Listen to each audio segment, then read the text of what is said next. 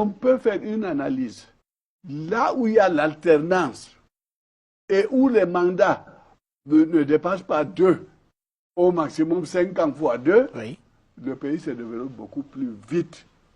Mais si vous tournez avec la même roue et vous atteignez la chambre aérienne qui pète et le pays, c'est ce qui arrive en ce moment.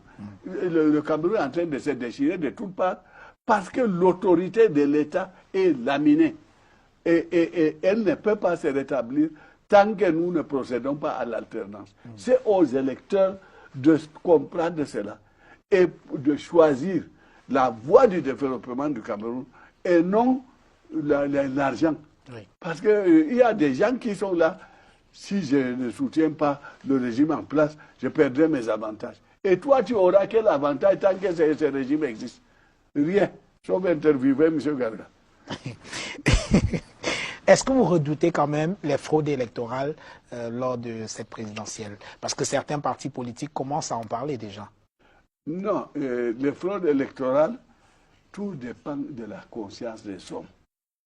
Si Elekam fait correctement son travail, et ce que je voulais, c'est qu'Elekam s'occupe des élections de A à Z, des inscriptions jusqu'à la proclamation des résultats.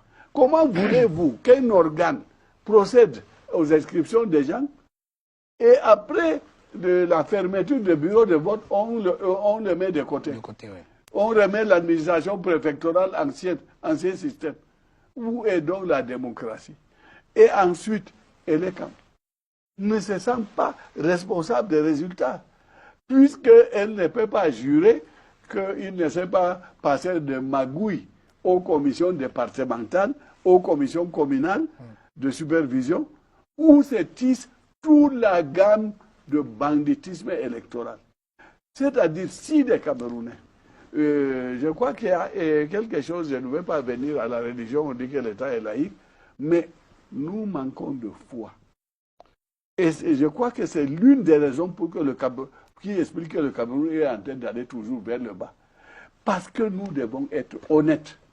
Laisser les choses aller aux méritants et non détourner aussi bien les voix du peuple. C'est-à-dire violer la volonté du peuple ou bien voler l'argent du peuple. Même le président Biya, il ne veut plus de la présidence. Mais qu'est-ce qu'il fait là? Mais il est contraint, forcé. J'ai suivi à Bangate, mon grand frère, le sultan, dire de gré ou de force, il sera candidat. Oui, mais il a son libre arbitre. Il a son libre arbitre. Au niveau du droit, oui. Le président, c'est-à-dire le Conseil constitutionnel devait refuser ça. Il dit l'appel du peuple, la dernière fois. Oui. C'est-à-dire qu'il n'en veut pas, c'est le peuple qui l'oblige. Si vous êtes obligé, est-ce que vous allez vous consacrer à 100% à satisfaire le peuple? Vous n'en voulez pas. Et on persiste et on signe. Le président, c'est que les gens ne savent pas. Ce président-là, il peut quitter le pouvoir, je vous jure, ce sera jamais malheureux. Non pas parce qu'il a volé, il n'a pas volé, ou bien à ma connaissance. Oui.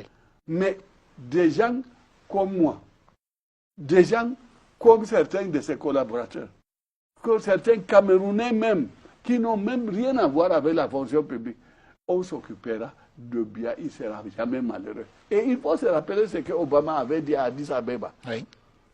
Tous les chefs de l'État étaient assis. Obama est venu, un jeune noir beau, qui commande la première puissance mondiale. Oui.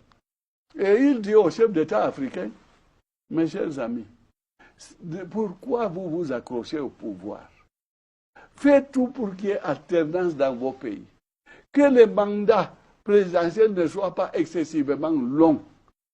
Et après avoir construit, vous serez heureux d'admirer votre œuvre. Moi, c'est à quoi j'aspire.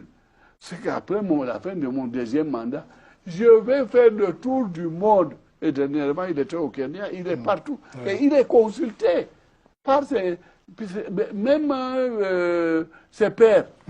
Le consultent. Il est respecté et respectable. Donc, il faut que les gens comprennent en Afrique que le système de la monarchie absolue a été balayé depuis juillet 1789. Il faut que les Africains comprennent que s'accrocher au pouvoir n'a aucun sens. Parce que la tête, ce que vous avez en tête, ça s'épuise au bout de 8 ans, 10 ans maximum. Le reste, vous êtes là, vous ne faites que le figurant. Ce que vous n'avez pas pu faire en 4 ans. L'autre jour, j'ai dit là où on m'avait invité que la Konak ne vaut rien. Parce qu'après 11 ans, nous n'arrivons pas à arrêter la corruption. Ça veut dire que nos substances, notre matière grise, ou est incapable, ou elle est épuisée. C'est la même chose pour